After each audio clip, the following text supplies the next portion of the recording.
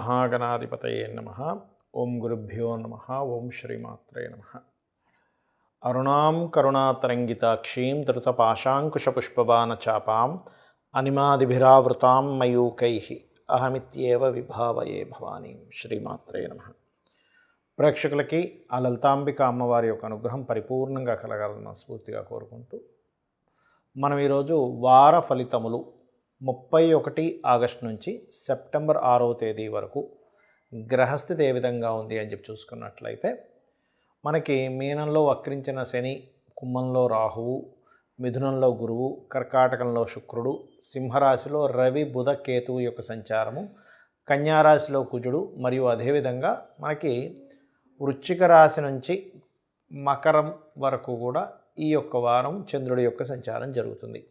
ఈ యొక్క గ్రహస్థితిని అనుసరిస్తూ ఎవరెవరికి ఎటువంటి ఫలితాలు రానున్నాయి, ఏ విషయాల పట్ల జాగ్రత్త వహించాలి అనేటువంటి విషయాలు చెప్తుంది నేనైనప్పటికీ కూడా చెప్పిస్తుంది సాక్షాత్ లలితామ్మవారిగా భావిస్తూ ఒక్కొక్కరి గురించి తెలుసుకుందాం. వృశ్చిక లగ్నము, వృశ్చిక రాశి. వృశ్చికం వారి కనుక చూసుకున్నట్లయితే ప్రధానంగా ఇక్కడ ఈ యొక్క రాశినాథుడు ఎవరైతే ఉన్నారో లాభస్థానంలో లగ్న షష్టమాధిపతి అయినటువంటి కుజుడు లాభంలో ఉన్నందుకు కాంపిటీషన్ రిలేటెడ్ సంబంధించిన వాటిలో చక్కటి ఫలితాలు ఉన్నాయి. కాకపోతే 31వ తేదీ 1వ తేదీ చంద్రుడు రాశిలో నీచపడుతున్నాడు కాబట్టి ప్రయాణాలు, ముఖ్యంగా లాంగ్ జర్నీ చేసేటప్పుడు, హైయర్ ఎడ్యుకేషన్ విషయంలో నిర్ణయాలు తీసుకునేటప్పుడు, తండ్రి గారి ఆరోగ్య సంబంధించిన విషయాల పట్ల కాస్త జాగ్రత్తగా ఉండండి.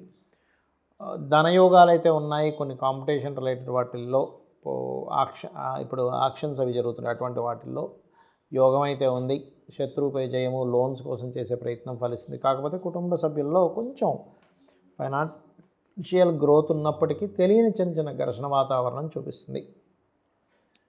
అలాగే ఇక్కడ గమనించుకున్నట్లయితే ఈ యొక్క రాశి వారికి చూసుకున్నట్లయితే ఈ 4వ స్థానంలో రాహు ఉంటూ శని యొక్క వక్రగతి ఉన్నందుకు స్వయం కృషితో మీరు విదేశాలలో ఏదైతే ప్రాపర్టీ పొందుదామనుకుంటుంటారో ఆ యొక్క ప్రాపర్టీ రిలేటెడ్ సంబంధించినటువంటి విషయంలో అనుకూలమైనటువంటి వాతావరణము, మరలా అక్కడ మీరు గ్రీన్ కార్డ్ హోల్డర్స్ అవ్వాలి, పిఆర్ అంటువంటి పర్మనెంట్ రెసిడెన్సీ, ఇట్లాంటి వాటికి అనుకూలమైనటువంటి వాతావరణం ఉంది.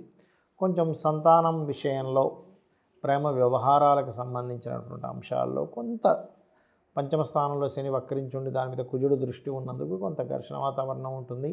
కొంత దానివల్ల కొంత లాభం కూడా ఉంటుంది. ఎందుకంటే గురువు యొక్క స్థితి అష్టమంలో ఉంటుంది, ధనస్థానాన్ని చూస్తుంది కాబట్టి. అంటే ఇది అలాగే వివాహ సంబంధించినటువంటి విషయంలో కొద్దిగా మీకు దూర ప్రాంతం నుంచి మేనమామ వరుస వారి సంబంధాలు కుదిరేటువంటి ఆస్కారం అధికంగా కనబడుతుంది. గవర్నమెంట్ అండర్టేకింగ్ లేదా గవర్నమెంట్ జాబ్స్ కోసం ప్రయత్నం చేసేటువంటి వారికి చాలా అనుకూలంగా ఉంది. మీరు కాలభైరవుడి యొక్క ఆరాధన చెయ్యండి, గోవుకి బెల్లం తినిపించండి, అన్ని విధాలా మీకు బాగుంటుంది. చాలామంది నన్ను అడుగుతున్న విషయం ఏంటంటే, ఏమండి గ్రహణం తర్వాత రోజు దానం ఇవ్వాలి కదా, మరి కొన్ని ప్రదేశాల్లో తీసుకునేవారు ఉంటారు, కొంతమంది తీసుకోరు, అప్పుడు ఏం చేయాలి అనేటువంటిది అడుగుతున్నారు.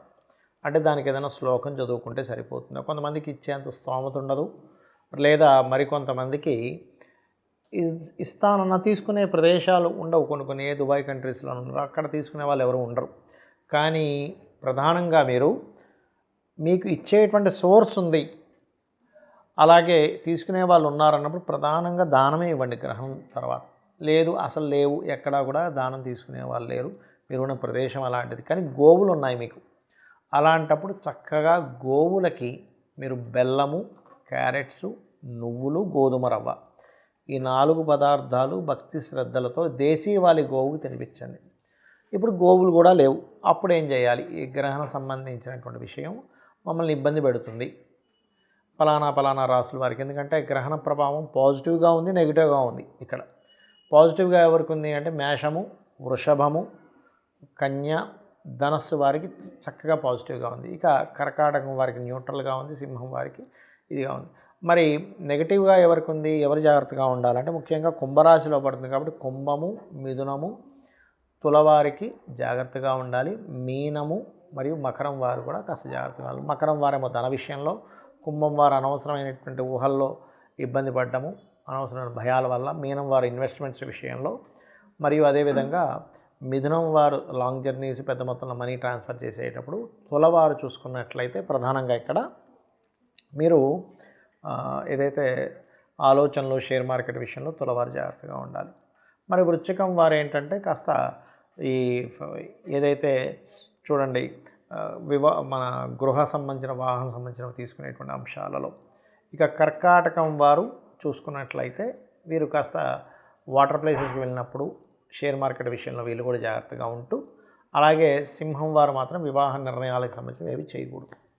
ఈ 41 రోజులు. మరి మీరున్న ప్రదేశం ఏదైతే ఉందో అక్కడ దానము తీసుకునే వాళ్ళు లేరు, మరియు లేదా మీకు స్తోమత లేదు, ఏదో సంథింగ్ ఇబ్బంది ఉంది, ఆలయాల దగ్గరగా లేవు, లేదా గోవుకు పెట్టడానికి లేదా, అప్పుడు ఏం చేయాలి? గ్రహణం రోజు నుంచి 41 రోజులు గుర్తుపెట్టుకోండి. ఒక దీక్షలా తీసుకొని ఉదయము సాయంత్రము లలిత చేసుకోగలిగితే, లలితా సహస్రనామాలు అంటారు వాటిని, మీకు చదవడం వస్తే చక్కగా చదవండి. ఉదయం సాయంత్రం అంటే పొద్దున్నే సూర్యోదయ సమయంలో 9 లోపల ఎప్పుడైనా, లేదా 10 లోపల మహా అంటే, అంతకుమించి లేట్ చేయకండి. అలాగే సాయంత్రం 6 తర్వాత, లేదా సంధ్య వాలుతున్న సమయంలో, లేదా రాత్రి సమయంలో అయినా చేసుకోవచ్చు, జాబ్ చేసేవాళ్ళు ఉంటే. లలితా సహస్రనామాలు మీకు నోటికి వస్తే చక్కగా చదువుకోండి. నోటికి రావట్లేదు, యూట్యూబ్లో ప్లే చేసుకొని ఆ నామాలకు ఉండేటువంటి అర్థాన్ని మననం చేసుకొని మనసు పెట్టి వినండి. మనసు పెట్టి విన్నా సరిపోతుంది. రావట్లేదు కదా, తప్పులు చదవాల్సిన అవసరం లేదు. అలా గనక మీరు చేసినట్లయితే ఏదైతే గ్రహణం మూలంగా వచ్చేటువంటి దోషము తొలగిపోతుంది, గుర్తుపెట్టుకోండి. అలాగే మనం యూట్యూబ్లో ఏ నామం చేసుకోవాలి, ఎటువంటి ఇబ్బందికి ఏ నామాలు చేసుకుంటే మంచిది అనేటువంటిది కూడా చెప్పాను. లేదు మీ గురువుల దగ్గర ఏదైనా బీజాక్షరాలతో తీసుకున్నారు, ఈ గ్రహణ సమయంలో చేసేటువంటి ఆ నామం యొక్క ప్రభావం పునశ్చరణ ఫలితం వస్తుంది. అంటే ఇన్ని రోజులు మీరు కొన్ని లక్షలు చేశారు, అన్ని లక్షలు చేసిన ఫలితం వస్తుంది. రెండవది విష్ణు సహస్రనామాలు చేసుకోవచ్చు, లలిత చేసుకోవచ్చు గ్రహణ సమయంలో. అలాగే శ్రీమాత్రే నమః అనేటువంటిది కూడా చేసుకోవచ్చు, ప్రొటెక్షన్ అనేటువంటిది ఇస్తుంది. అదేవిధంగా గ్రహణం తర్వాత రోజు దానం ఇవ్వవలసినటువంటి పదార్థాలు, దానం పుచ్చుకునేటువంటి వారు ఉన్నారు, మీకు బాగుందనుకుంటే బియ్యము, మినుములు, నువ్వులు, ఉలవలు, గోధుమలు, ఈ 5 పదార్థాలతో పాటు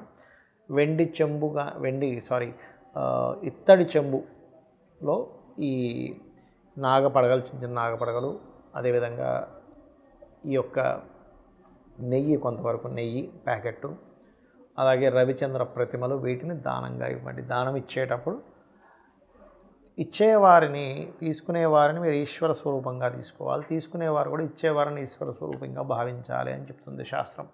ఇది ఖచ్చితంగా పాటించండి.